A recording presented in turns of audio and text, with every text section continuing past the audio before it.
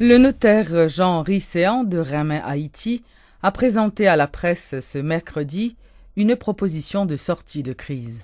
Dans ce document, le candidat recommande aux acteurs l'organisation d'élections générales en octobre 2015, la formation d'un conseil d'État chargé de gérer les grands dossiers de la nation et la mise en place d'un gouvernement de salut public qui aura à sa tête un premier ministre de modération. Le gouvernement a tourné la page d'élection en 2014. Après lui, c'est au tour de maître Jean-Henri Séan de Rinmin Haïti qui, ce mercredi, a dévoilé publiquement sa proposition de sortie de crise.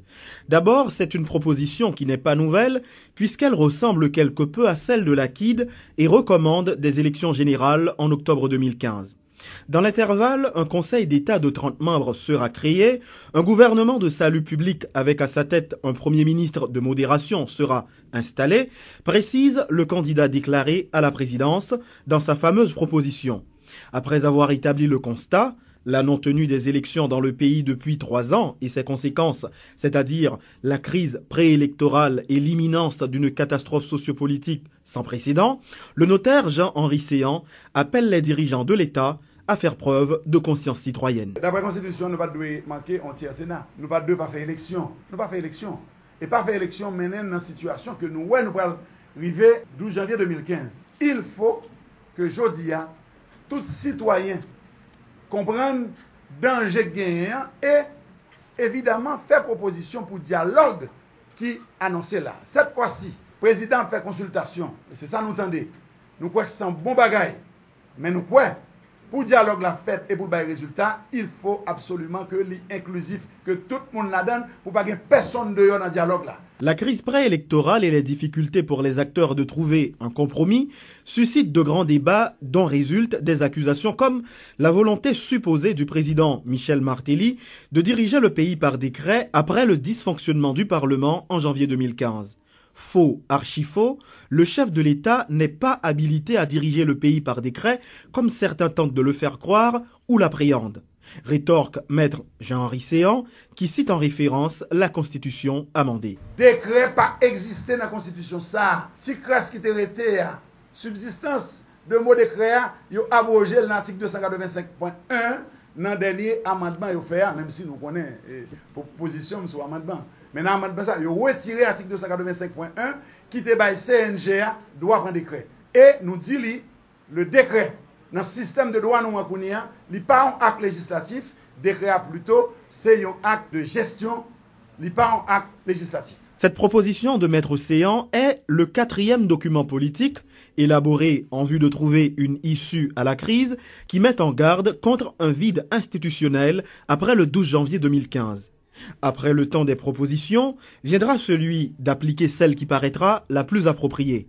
Entre organiser les élections pour renouveler les 2/3 du Sénat, la Chambre basse et les collectivités territoriales au premier trimestre de 2015 ou la tenue d'élections générales en octobre de l'année prochaine, le débat semble être déjà lancé. Le Premier ministre Laurent Lamotte a fait le point ce mardi autour de sa participation à la 69e Assemblée générale des Nations unies. Il s'est dit très satisfait. Monsieur Lamotte, qui a rencontré de nombreux investisseurs avec lesquels il a eu des discussions assez positives, a aussi, lors de son déplacement, eu plusieurs rencontres bilatérales. Impact direct là, c'est confiance. Parce que confiance mène très loin dans la coopération et dans le développement. Donc c'est rassurer yo sous bilan. Et puis 2, c'est montrer côté nous aller, côté nous mener un pays et demander pour que yo continue à accompagner nous, continue à gagner confiance. Seule différence là, nous demandons pas penser à seulement aide humanitaire, mais aller sur l'aide au développement, sur la reconstruction. Ça c'est le premier bar là. Deuxième bar là, nous voyons que par exemple, nous les ministres financiers nous dit que le rencontrer avec une plus grosse chaîne d'hôtellerie au monde qui ont même intéressé à investir en Haïti. Ça, c'est 2. Là, on parle de impact direct. Là, nous rencontrons avec le propriétaire Marriott, là, par exemple. Il était tenu à rencontrer ça juste encore une fois parce qu'il va opérer. Marriott, c'est une des plus grosses chaînes d'hôtels au monde. Donc, ça, c'est son gros avancé que lui de rassurer les investisseurs et tout. Et puis, tout, il permet nous tout parler avec des bailleurs. Là, pour un pays comme le Canada, par exemple, le Canada, c'est un pays qui était plus supporté à Haïti, il a investi plus que $1 milliard. Eh bien, il y a font un réalignement de coopération vers Haïti. Il y a besoin de connaître qui est la priorité, nous. Donc, qui est la priorité, nous expliquer, nous baillons priorité. La priorité, c'est il a investi dans, il a coopéré dans le domaine de sécurité, nous demandons de continuer à appuyer. Dans le domaine et sécurité sociale, ça veut dire dans la sécurité alimentaire, il était campé, nous demandons de continuer. Et nous demandons à tout aller dans la question cadastre. Parce que c'est un gros problème qui gagne dans le pays, c'est la question cadastre là. Donc, ça, c'est 3 zones principales que nous demandons de continuer à appuyer et nous allons le faire. Ensuite, il permet nous tout parler avec diaspora. On connaît que diaspora ont côté une place spéciale dans le cœur nous pour que nous encore une fois rassurer diaspora de direction côté pays en aller de expliquer parce que rôle un gouvernement tout c'est expliquer ça n'a fait rôle c'est communiquer c'est parler avec population parler avec des gens qui t'a voulu venir en Haïti président bail 2-3 cadres de comment il va continuer à appuyer pays mais globalement nous disons penser à payer à plus si vous besoin venir visiter. Parce que vous demandez nous qui ça va faire pour aider le pays. Nous disons que nous n'avons pas fait pour aider le pays. C'est faire plus de voyages en Haïti. Et c'est ça qu'on a fait, qu'on a contribué à l'avancement du pays à travers investir dans des activités ponctuelles. C'est des points qui allaient très loin. On va parler de développement, c'est important pour que le climat propice au développement. Et nous faisons un pile de travail pour nous rétablir confiance à qui journée jeudi a commencé à rétablir et nous commençons à prendre les résultats parce que nous avons une gestion axée sur les résultats. Ces résultats comptent pour nous. Des incidents se sont produits ce mardi lors d'une manifestation organisée par des Lavalassiens en mémoire du 23e anniversaire du coup d'État militaire qui a renversé Jean-Bertrand Aristide en 1991. Ces manifestants voulaient aussi apporter leur solidarité à Jean-Bertrand Aristide qui fait l'objet actuellement de poursuites judiciaires. La police a dû faire usage de gaz lacrymogène pour disperser les manifestants qui avaient dressé des barricades de pneus enflammés aux environs de Tabar, tout en scandant des slogans hostiles au président Martelly. En réaction, ces protestataires avaient lancé des pierres en direction des forces de l'ordre, créant ainsi un vent de panique.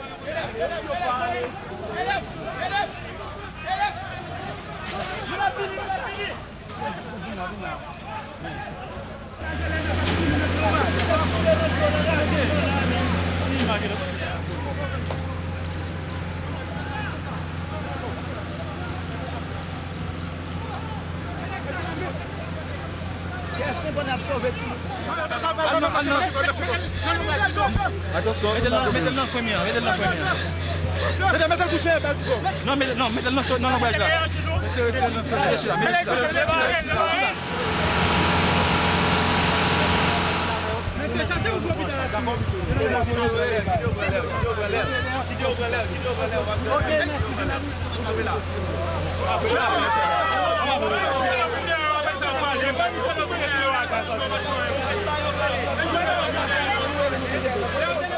Il faut dire aussi que plusieurs personnalités, membres du parti Famille Lavalas, étaient remarquées lors de cette manifestation, notamment le docteur Maryse Narcisse, le sénateur John Joel Joseph et des responsables de la Faux-Parc, entre autres.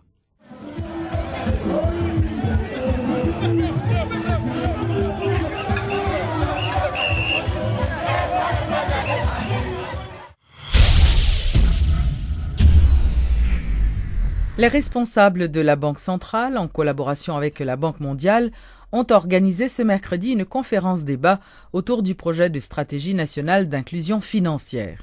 C'est une activité réalisée sous le haut patronage de la présidence qui vise à permettre à la population d'avoir accès à des produits et services financiers dans le pays. La Banque mondiale tend la main à la BRH dans le cadre de son projet de stratégie nationale d'inclusion financière. Présenté ce mercredi aux acteurs œuvrant dans le secteur financier, ce document n'est encore qu'une ébauche dans laquelle la Banque centrale, en collaboration avec l'institution internationale, a élaboré un plan.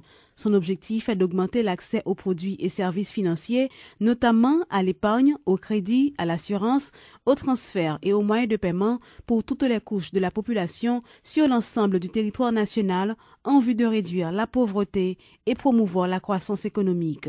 Fritz Durozo est membre du conseil d'administration de la Banque de la République d'Haïti. On a inspiré nous de une série d'expériences qui fait dans d'autres pays, comme le Nigeria, la Tanzanie, qui déjà ont même fait exercice de stratégie d'inclusion financière. Ça.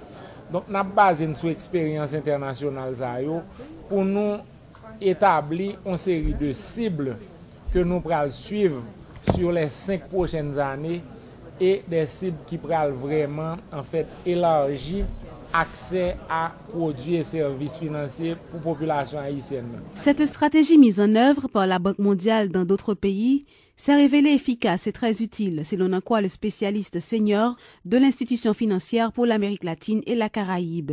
Vu les différents problèmes auxquels fait face Haïti, notamment dans le domaine économique, Juan Buchno estime que le moment est venu pour la population haïtienne de tenter également cette expérience. D'autant plus, la BRH ne sera pas seule dans l'implémentation de ce projet, rassure le représentant de la Banque mondiale. As for financial support, this is something that may come.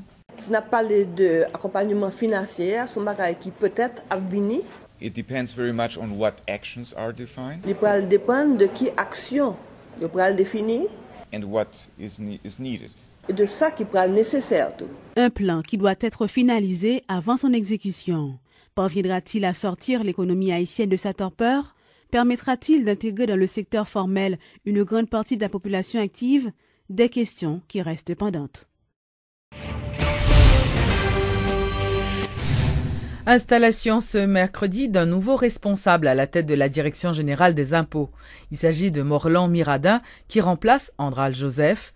Et d'un autre côté, Jean Gardy Ligondé est nommé directeur général de l'électricité d'Haïti en remplacement de Jean Hérol Morose.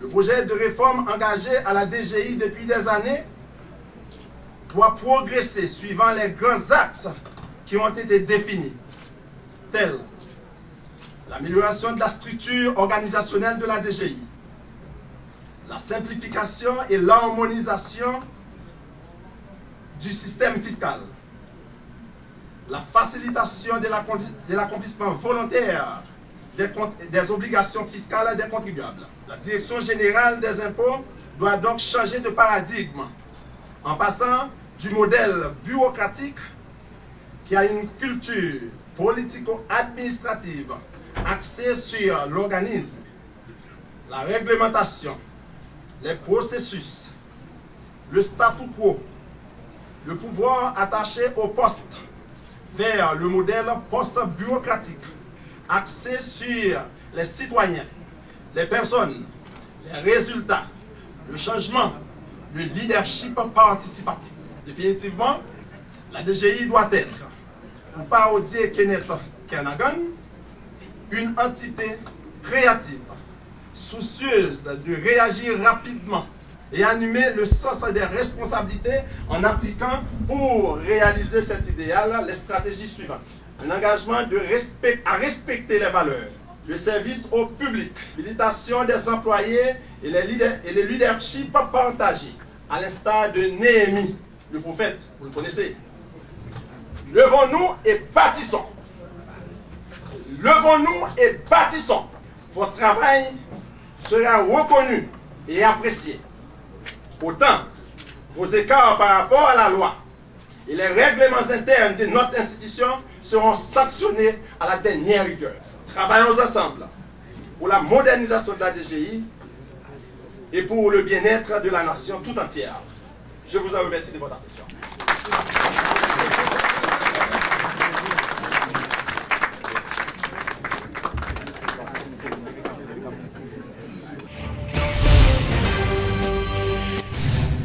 Trois nouveaux juges ont été installés ce mercredi à la Cour d'appel de Port-au-Prince. Il s'agit de Mora Jean-François, dont le mandat a été renouvelé, de Pérez Paul et de Ketia Charles qui viennent d'être nommés. Dans une interview accordée à Télémétropole, le président de la Cour d'appel, Jean-Joseph Lebrun, qui a salué ces nominations, dit espérer que ces nouveaux juges vont dynamiser la Cour d'appel. Nous avons un juge dans la Cour d'appel qui est renouvelé. C'est le juge Nora à Jean-François. Le mandat a été expiré depuis à peu près 2 ans. Eh bien, nous remercions CSPJ, ministre de la Justice avec la présidence, de ce que renouvelé le mandat juge Nora. C'est une bonne collaboratrice, nous attendons ça fait longtemps. Et nous remercions encore une fois de ce que renouvelé le mandat. Donc, nous disons bon retour au juge Nora Jean-François. Et il y a 2 autres juges qui prennent promotion, c'est-à-dire qui viennent dans la Cour d'appel. Ils étaient dans la première instance Port-au-Prince. C'est le juge Jean Pérez Paul avec le juge Ketia Charles. 2 juges à été dans la première instance. Ils prennent promotion et ils viennent prêter serment comme juge à la Cour d'appel de Port-au-Prince. Donc, en tout, nous avons 3 juges qui prêtent serment dans la journée mercredi 1er octobre. C'est le juge Nora à Jean-François, juge Ketia Charles et puis le juge Jean Pérez Paul. Nous avons plus de dossiers, nous avons plus de dossiers, plus décisions toujours. Ouais, Cour d'appel, il a 174 décisions pour l'année judiciaire 2013-2014. 174 décisions.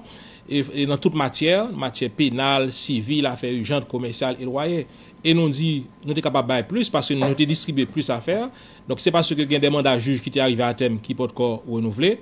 Il y a des juges qui ont mise en disponibilité pour voyage ou bien pour études ou autres. Donc, ça fait que, eh bien, quota papier élevé, mais nous avons plus de décisions toujours. Donc, avec nouveaux juges qui arrivent dans le cours d'appel, nous espérons, nous souhaitons que pour l'année qui venir, c'est-à-dire pour l'année 2014-2015, nous avons beaucoup plus de décisions et ceci c'est au profit des justiciables de la juridiction de la Cour d'appel de Port-au-Prince.